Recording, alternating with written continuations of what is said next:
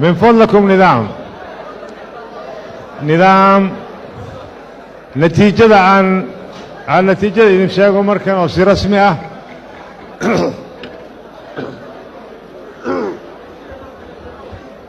نتيجة وريق اللباد oo ay ku tartamayeen 3 musharax waxay noqotay sida soo socota musharax madaxweyne mudane shariif sheekh axmed wuxuu helay 46 cod mudane musharax madaxweyne xasan sheekh maxamuud wuxuu helay 97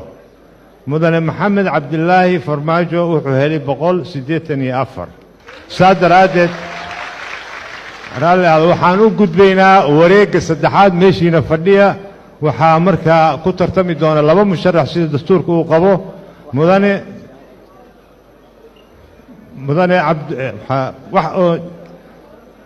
warqadaha la dihay wax xumaaday ma jiraan hal baaqatay mooyaane 327 cod baa si sax noqotay waxaa wareegga saddexaad ku tartami doona mudane musharax madaxweyne xasan sheekh maxamuud iyo maxamed cabdulaahi farmaajo labadaasi markaa xogeynta ha diyaariso warqadaha oo hana soo dedejiso min fadlakum meeshiina jooga wareegga saddexaadan toos u samaynaynaa min fadlakum meeshiina fadhiya wareegga saddexaadan samaynaa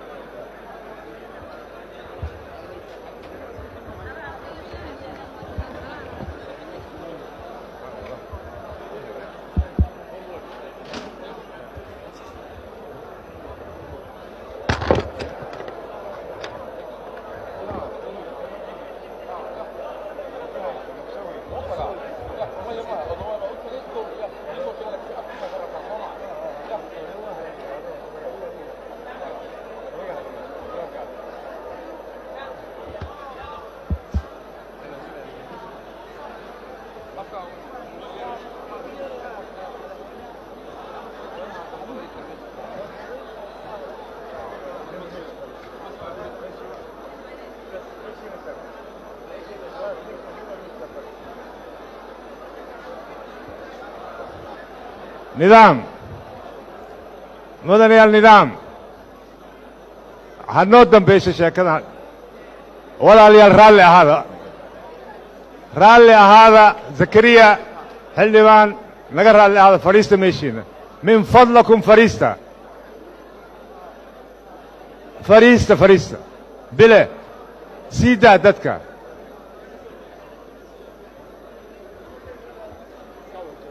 سيدا داف نظام عن اسمقلنا من فضلكم عن اسمقلنا دتكينا ميش ولا تان كتغيا كوان نركب مدوم حياه كتغا ميش كل على ميش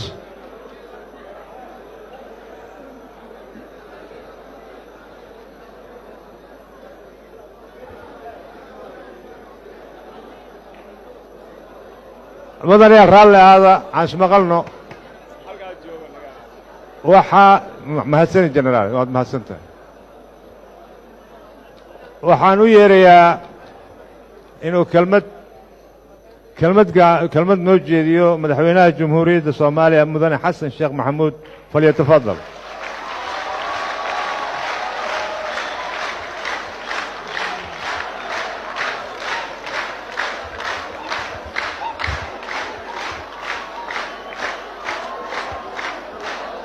بسم الله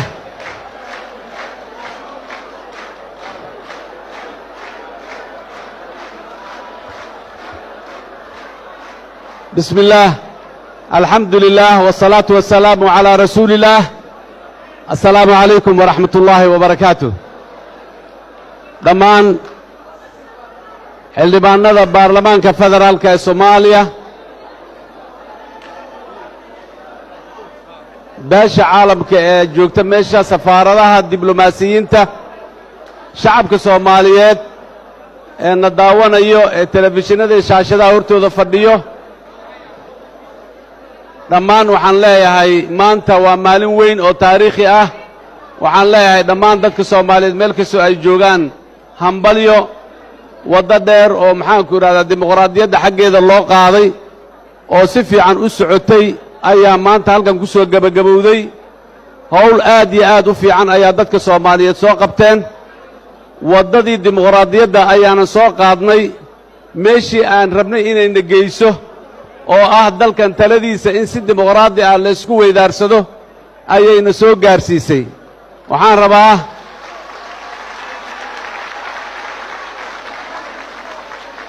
waxaan rabaa inaan halkan uga hambalyeeyo walaalkay maxamed imaan farmaajo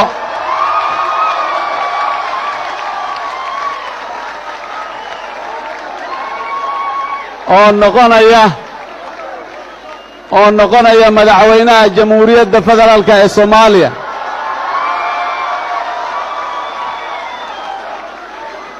maxamed cabdulaahi farmaajo waxaan leeyahay hambalyo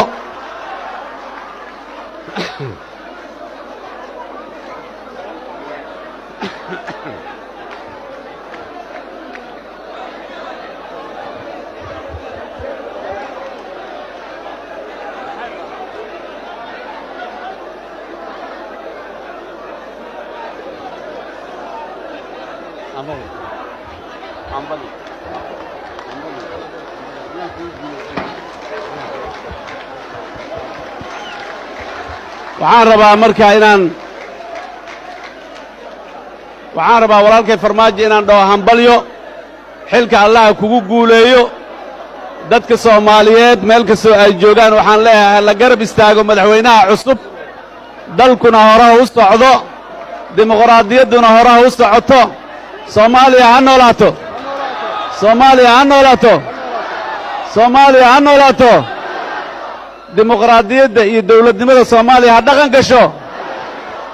guulaysta adinkani wasalaamu calaykum waraxmat ullahi wabarakaatu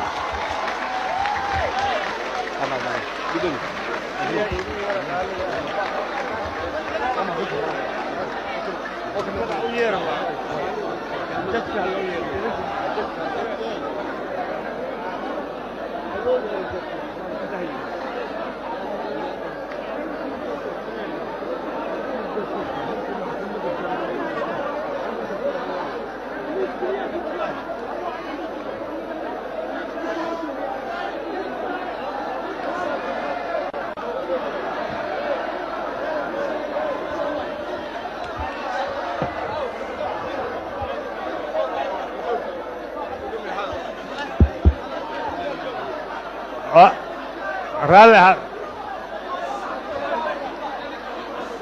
بسم الله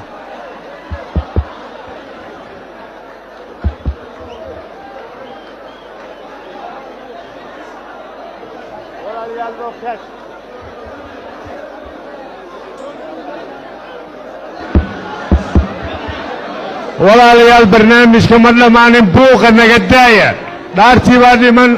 weli brotokoolka ma dhammaanin buuqa iga daaya inta meesha tagana gadaal iga tega gadaal u tega kulligiina go back gadaal u tega gadaal war helo maxkamadda sare loo yeero iga fogaada kale kitaabka walaalyaal faraaqana si allahu nabi calaykum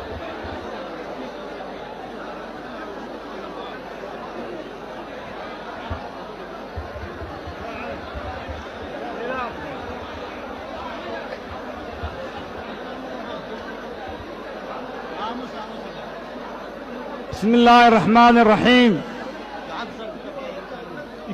بسم الله الرحمن الرحيم الحمد لله رب العالمين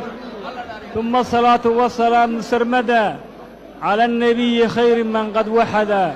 وآله وصحبه وسلم مدنيال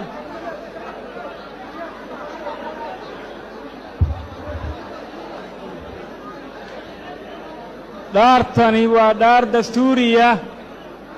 dastuurka waajibiyey in lagu dhilma la mariyo qof kasta oo qabanaya xilka madaxweynenimada dhaartu waxay ka kooban tahay afar dhidib oo aasaasiya qof dhaaranaya cid loo dhaaranayo wax lagu dhaaranayo iyo odhaahda amaba siiqada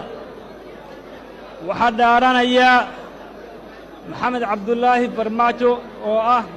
wuxuu ku dhaaranayaa dastuurka ilaahay waxaad iga daba odhanaysaa dhaartan aan ku akhriyi doono waxaad tidhahdaa waxaan ku dhaaranayaa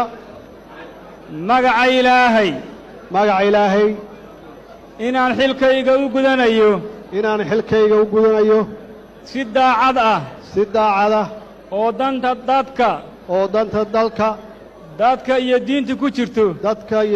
ku jirto dhowrana dastuurka qaranka iyo shuruucda kale ee dalka u yaalla ilaahay waxaan ka baryaynaa inuu isagana xilka u fududeeyo inana aynu noqonno ummad adeecda soomaalina ay guulaysato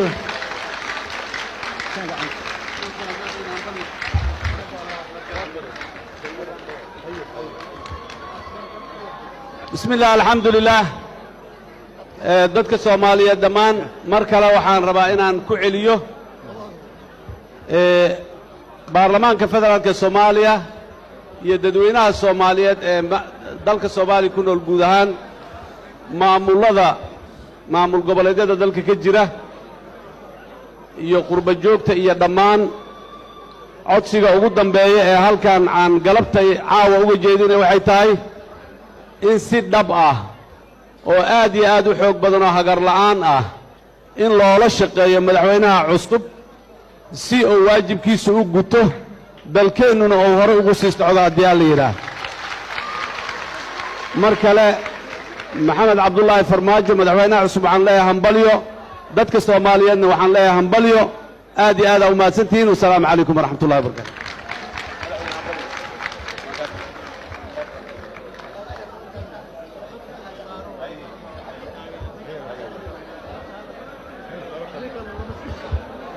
بسم الله الرحمن الرحيم إلهي بقى مهله وما أنت كسوك هاي كيني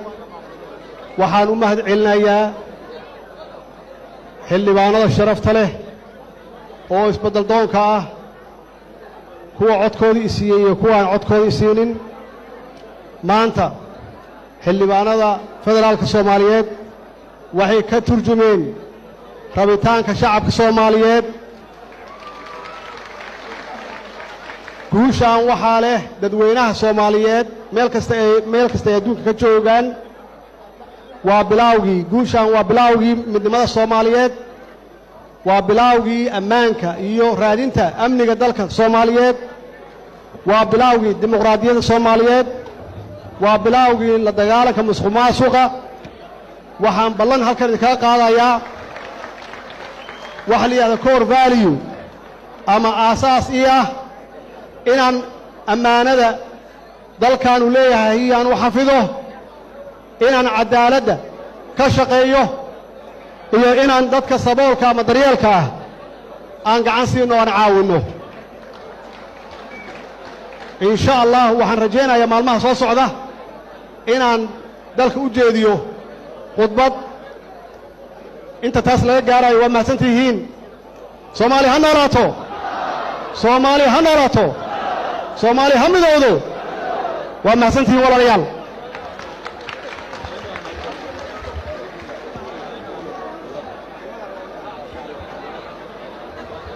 waxaan rabaa aan iloobay raaliga ahaada inaan u mahad celiyo murashaxiintii oo dhan oo sanad muddo laga joogo soo shaqaynayay waxaan rabaa si gaar ahaaneed inaan ugu mahad celiyo madaxweynahaygii hore Shariif Sheekh Ahmed waxaan rabaa inaan u mahad celiyo madaxweynaheena qaranka oo si nabada oo wanaagsan oo smooth ah ku wareejiyay xilka madaxweyne waa mahadsan tahay Allah ku xafido Soomaaliya Allah xafido بسم الله والحمد لله والصلاة والسلام على رسول الله وبعد السلام عليكم ورحمة الله وبركاته مدن مدحوينه gudoomiyaha baarlamaanka gudoomiyaha aqalka sare gudoomiye ku-xigeenada xildhibaanada sharafta leh wasiirrada iyo saraakiisha dhammaan ka soo qaybgalayaasha bahda saxaafadda maanta waa maalin weyn ficlan waa maalin weyn geeddi socodkii maxay ahaato doorashooyinka waxay ku soo dhammaadeen madaxweyne farmaajo inuu ku guulaysto maanta waa u hambalyaynaynaa waxaanna u rajaynaynaa guul ummadda soomaaliyeedna waxaan u rajaynaynaa inay waa cusub gasho walaalkay madaxweyne xasan shiikhna waa mahadsan yahay inuu maanta si furfuran oo farxad leh u wareejiyey xilkii waana la shaqay doonnaa waa mahadsantihin wasalaamu calaykum waraxmatullahi wabarakaatu kulanka toddobaad ee aqaabka wada jirka ahaa waa noo xiran yahay marka calaykum calaa barakati illah waxaan helay dawlad dhaba dowbihii qaranimo lahayd hogaaniya daacadnimo nabadna waa lagu dego nabadna allah deqda iska leh